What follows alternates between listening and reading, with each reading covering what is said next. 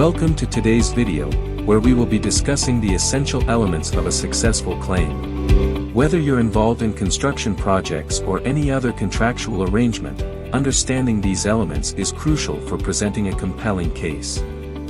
Let's dive right in.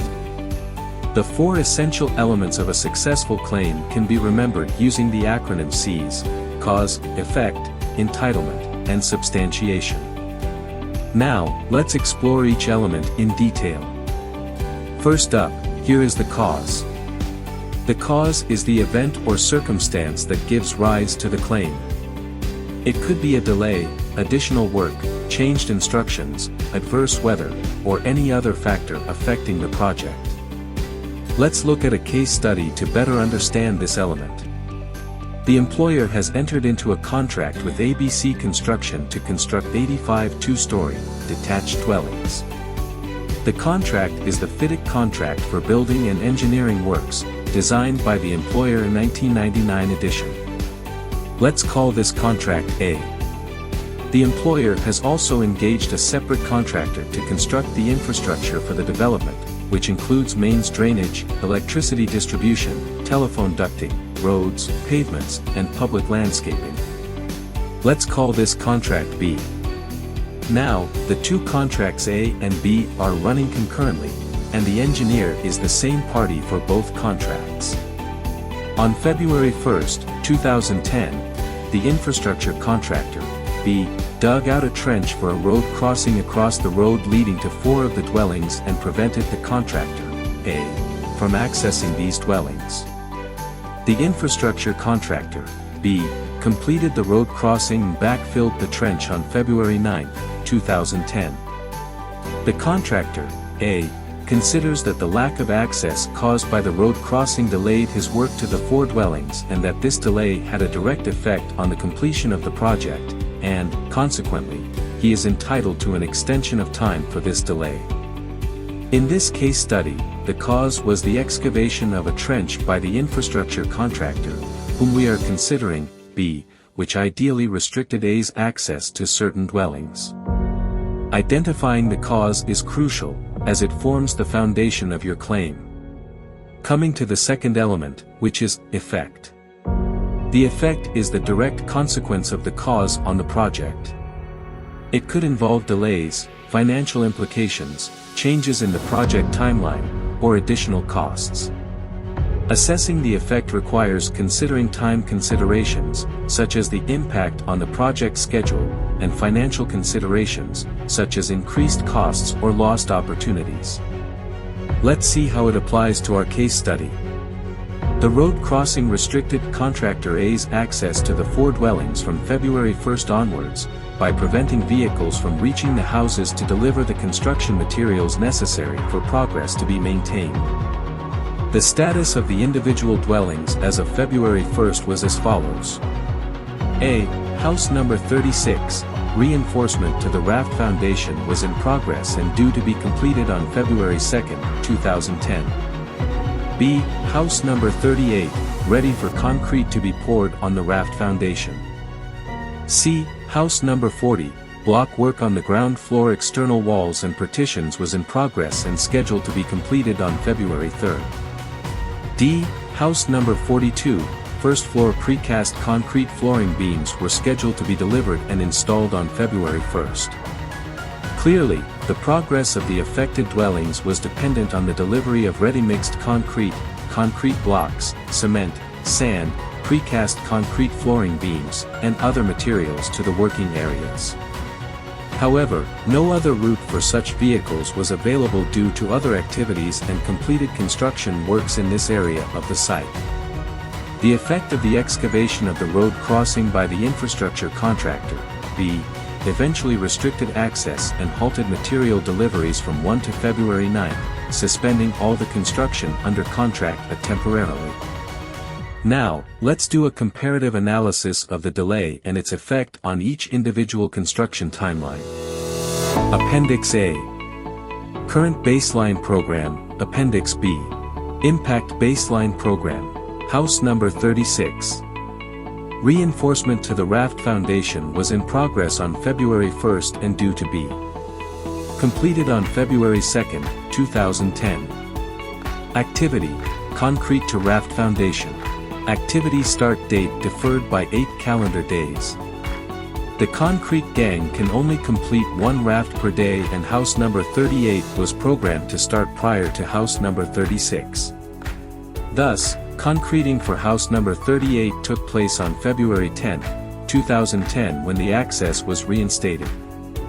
The gang followed on with house number 36 on February 11, 2010. Thus, the effect was to delay concreting of the raft foundation from the planned date of February 3 to February 11, 2010, a delay of 8 calendar days, as highlighted in the Impact Baseline Program, Appendix B. Appendix A. Current Baseline Program, Appendix B. Impact Baseline Program. House number 38.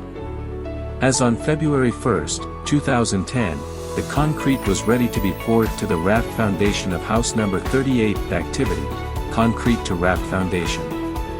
Activity start date deferred by 9 calendar days. The effect hence led to delay of raft foundations concreting from the planned date of February 1 to February 10, 2010, a stretch of 9 calendar days, as mentioned in the Appendix B. Appendix A. Current Baseline Program, Appendix B. Impact Baseline Program. House number 40. Block work related to ground floors, external walls and partitions was in progress on February 1 and due to be completed on February 3, 2010. Activity, block work to ground floor. Activity duration increased by 9 calendar days. The subsequent effect of excavation was to suspend the ground floor block work from February 1 to February 10, 2010, and which then rescheduled completion until February 12, 2010, a delay of 9 calendar days. Appendix A. Current Baseline Program, Appendix B. Impact Baseline Program. House number 42. The ground floor's block work was completed on February 1. The precast concrete flooring beams were due to be delivered and placed on the first floor on February 1. Activity, PCC flooring. Activity start date deferred by 9 calendar days. The effect here was to delay the installation of the first floor precast concrete flooring from February 1 to February 10, a delay of 9 calendar days, as you saw in the Appendix B. Here's a more summarized version of the overall effect. House number 36, delayed concreting of the raft foundation by 8 calendar days. House number 38, delayed concreting of the raft foundation by 9 calendar days. House number 40, delayed completion of ground floor block work by 9 calendar days. House number 42, delayed installation of the first floor precast concrete flooring by 9 calendar days. Now you understand why establishing a clear cause-effect relationship is essential for a successful claim. Let's move on to the next element, entitlement. Entitlement refers to the rights granted by the contract or applicable laws.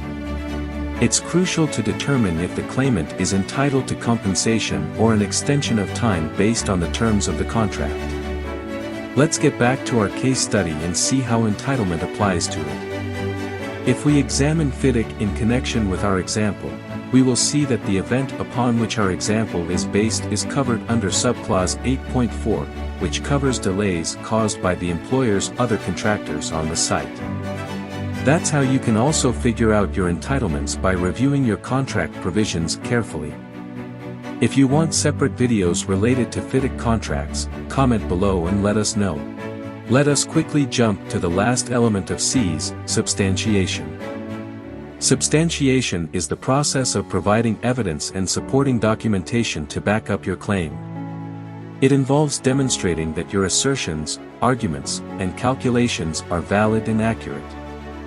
The level of substantiation required can vary depending on the nature and complexity of the claim, as well as the contractual requirements or applicable laws.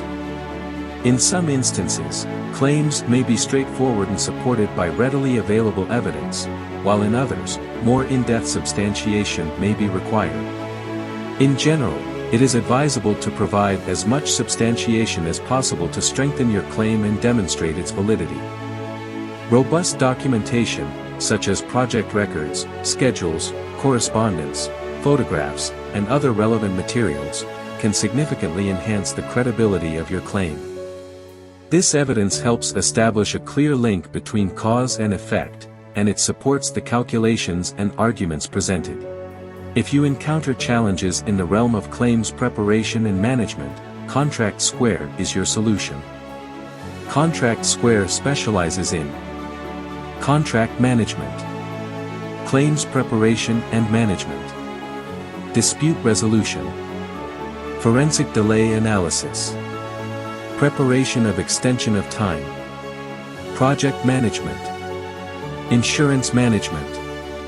Connect with our dedicated techno-legal experts and deliver winning construction projects effortlessly.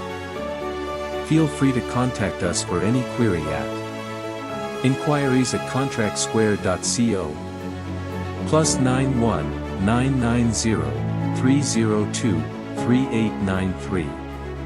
7th floor, South Block, 113, Park Street, Kolkata. 700,016. https://contractsquare.co